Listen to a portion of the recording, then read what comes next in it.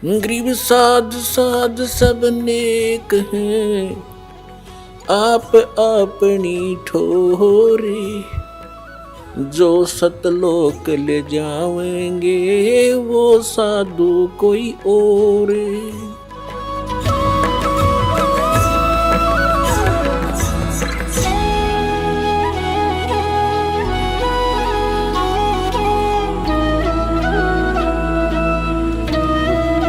अब देखिएगा ऋग्वेद मंडल नंबर 9 आपको दिखाते हैं। ऋग्वेद मंडल नंबर 9 10 से इकट्ठे ही जल्द अनुवादित है। ये देखिएगा, प्रकाशक है सार्वदेशिक आर्य प्रतिनिधि सभा, महर्षि दानंद भवन, रामलीला मैदान, नई दिल्ली। ये इनके फोन और फैक्स नंबर है। ये झूठे भी नहीं रहे थे। इन्होंने लिखा है कि महर्षि दानंद सरस्वती कृत, यानी महर्षि दानंद ने इसका अनुवाद किया, इनका कहना, लेकिन ये इन्होंने झूठ लिखा है। मुद्रक Prince offset printers 1510 Pataudi house Daryaganj नई दिल्ली, फोन नंबर इतने थे। अब इन झूठों की थोड़ी सी झूठ और दिखाते हैं। इन्होंने जो ये लिखा है कि ये महर्षि दानंद के द्वारा अनुवादित है 9-10 मंडल, ऐसा नहीं है। ये दानंद का नाम इसलिए लिखा करते थे कि इसके नाम से ये वेद इनके बिक जाया करते हैं, और श्रद्धालु ये देखकर के किसके अनुवादित है, अनुवादकर्ता कौन है, महर्षि दानंद है, तो आंख मीच के ले जाया करते। दानंद अगर अनुवाद करता तो इसका उड़ंगा कर जाता, वो तो कति भट्ठा बैठाने का ठेका ले रहा था। अब देखिएगा, इस पे स्पष्ट किया है, यह एक ऋग्वेद का भाषा भाष्य है। ऋग्वेद भाष्य महर्षि दानंद सरस्वती, संपादक दानंद अर्पण, विश्व मानव परिषद पंजीकृत 46/5 सामुदायिक केंद्र पूर्वी कैलाश नई दिल्ली, ऐसे। और ये कहाँ से छपी है? वेद सब सत्य विद्याओं का पुस्तक है महर्षि दानंद। दानंद का मानना है कि वेद में जो लिखा वो सत्य है, ठीक है। ये कहाँ से छपा है? प्रकाशक विश्व मानव उत्थान परिषद पंजीकृत, ये तो आपने पढ़ लिया। मुद्रक है कंपू डाटा सर्विसेज नई दिल्ली, ये ऐसे। अब इसकी जिल्द पर इन्होंने लिखा है, देखना। यह भाष्यकार कौन है इस ऋग्वेद के? कौन कौन है? महर्षि दानंद सरस्वती, मंडल 1 से 6, बस।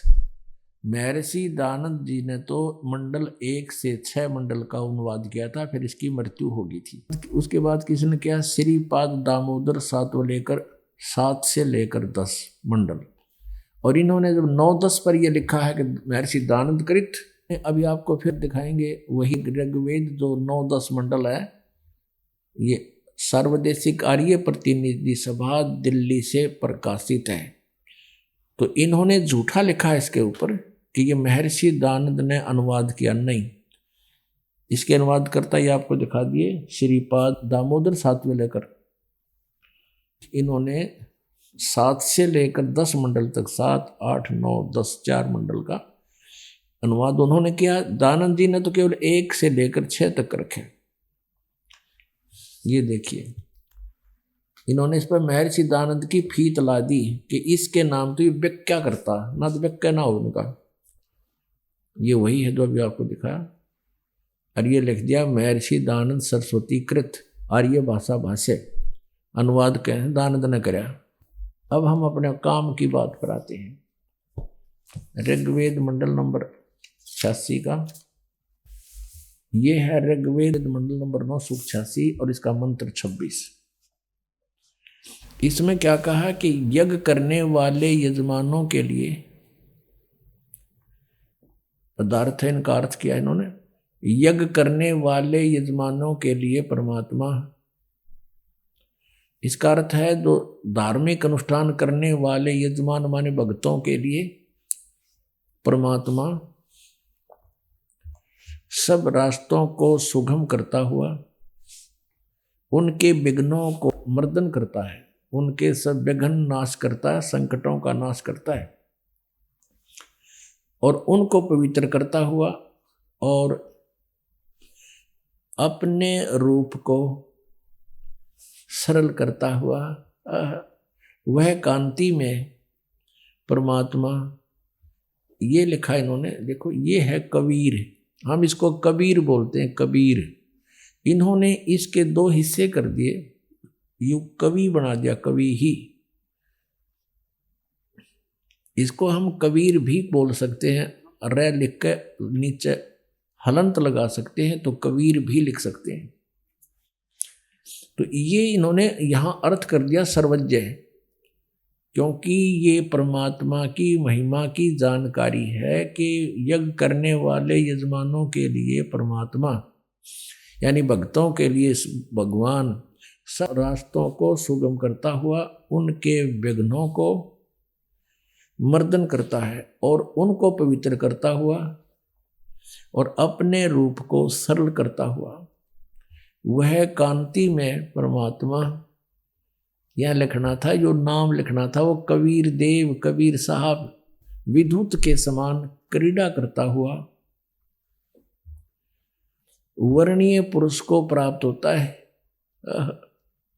वर्णीय पुरुष को प्राप्त होता है।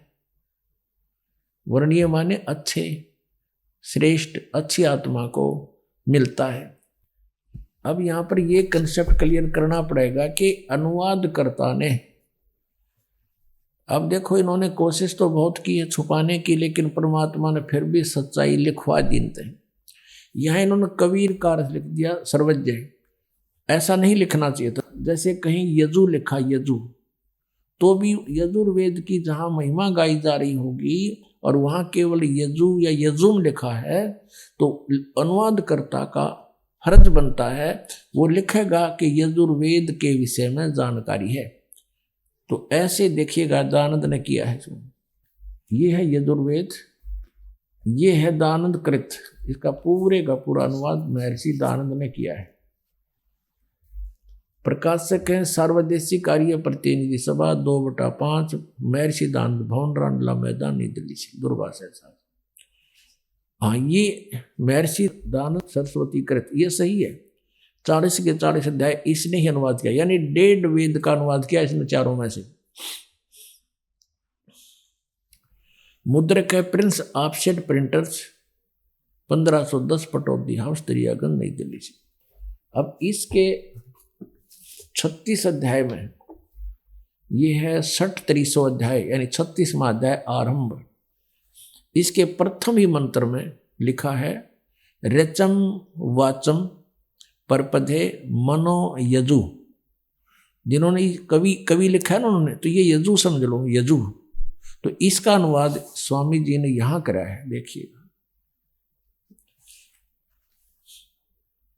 तो यहां केवल यजु था तो यजु ही ब्रैकेट में लिख करके आगे उसने लिख दिया यजुर्वेद।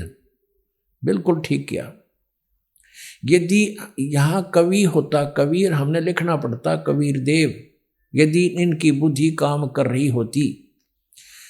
अब यदि हम यजु का यहां कोई और ही अर्थ कर दें, यज्ञ सतुतियां, यज्ञ योग्य सामग्री, तो फिर इस यजुर्वेद की महिमा कैसे समझ में आओगी कि वो यजुर्वेद है जिसमें ये जो कुछ लिखा है वो यजुर्वेद में है। तो इसी प्रकार यहां जैसे यजु है तो यजुर्वेद लिखा, तो हमने इसको जहां कवि है वो कबीर देव लिखना पड़ेगा। अब हम आते हैं पुनः उसी ऋग्वेद मंडल नंबर 9 और सूक्त नंबर 86 के। ये वही हमने ऋग्वेद फिर ले लिया, ये वही ऋग्वेद है जो अभी आपको दिखाया था, सार्वदेशिक आर्य प्रतिनिधि सभा से प्रकाशित है। अब हम इसको फिर लेते हैं, यजुर्वेद हमने रख दिया। अब यहां देखिएगा ऋग्वेद मंडल नंबर 9 सूक्त 86 का मंत्र 26 फिर पढ़ेंगे। यज्ञ करने वाले यजमानों के लिए परमात्मा सब रास्तों को सुगम करता हुआ उनके विघ्नों को मर्दन करता है, उनके संकटों का नाश करता है। उनको पवित्र करता हुआ और अपने रूप को, जब उसका रूप है तो निराकार की तरह सरल करता हुआ, वह कांति में परमात्मा, यहां लिखना था कबीर देव, यहां इन्होंने कवि का अर्थ सर्वज्ञ कर दिया, कबीर, कबीर देव लिखना था यहां। हम उसको कबीर साहब कहने लगे, जैसे इसमें है कबीर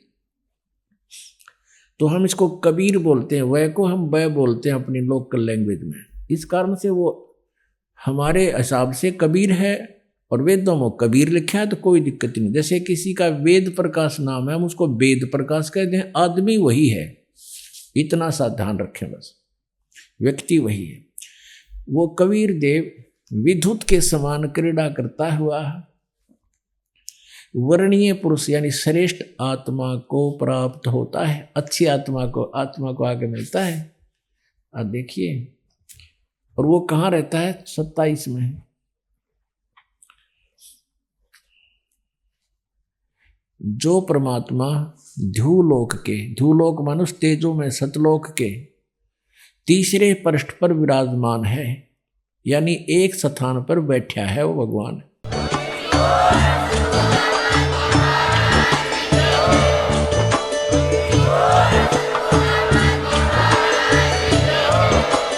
आप सुन रहे थे जगत गुरु तत्वदर्शी संत रामपाल जी महाराज जी के मंगल प्रवचन। अधिक जानकारी के लिए विजिट कीजिए हमारी वेबसाइट www.jagatgururampalji.org। संत रामपाल जी महाराज जी के शुभ आशीर्वाद से पूरे विश्व भर में 500 से भी ज्यादा नाम दीक्षा केंद्र हैं, जिन पर संत रामपाल जी महाराज जी द्वारा ऑनलाइन निशुल्क नाम दीक्षा दी जा रही है। अपने नजदीकी नाम दीक्षा केंद्र का पता करने के लिए संपर्क करें 8222880541।